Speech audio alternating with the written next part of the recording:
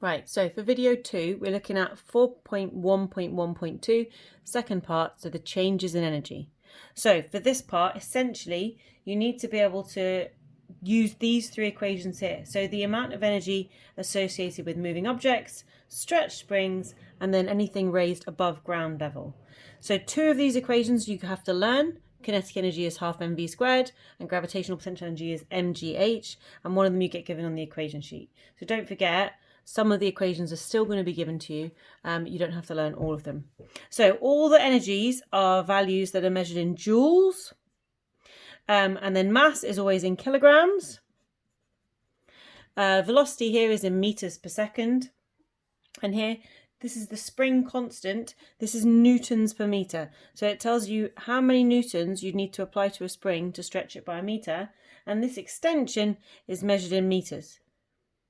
Then the gravitational potential energy, so we've got mass in kilograms. Then we've got gravitational field strength, which is in newtons per kilogram. On Earth, it's 9.8. They would always give you the value, though. You don't need to memorize that value. They give you the value of G in a question.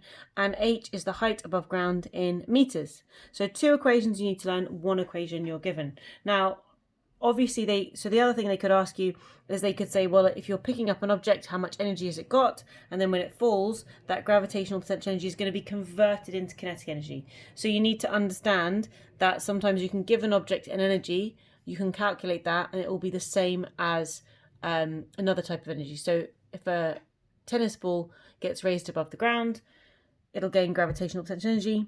Just before it hits the ground again, if you drop it, that gravitational potential energy will be converted into kinetic energy. Right, I'm going to show you an example of how to work these out. So, a runner of mass 60 kilograms has 270 joules of kinetic energy. Calculate the velocity. So, we've got on the mass, we've got the kinetic energy, and we're trying to count velocity. So, we're obviously going to use the kinetic energy equation. So, EK equals 0.5 or half mv squared. You get a mark for recalling that equation, so you may as well write it out to get that mark.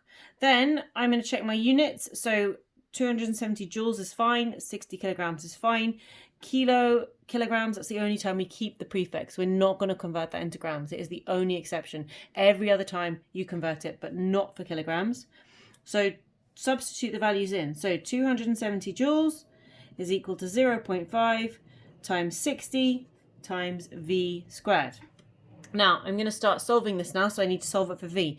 Before I kind of start doing some rearranging, I'm actually just going to do this 0.5 times 60, because I know that 270 is therefore equal to 30 times v squared. Then I'm going to solve for v.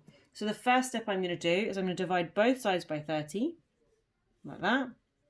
Those cancel, and I actually know that those zeros are going to cancel. 27 divided by 3 is 9. So therefore I get 9 is equal to v squared.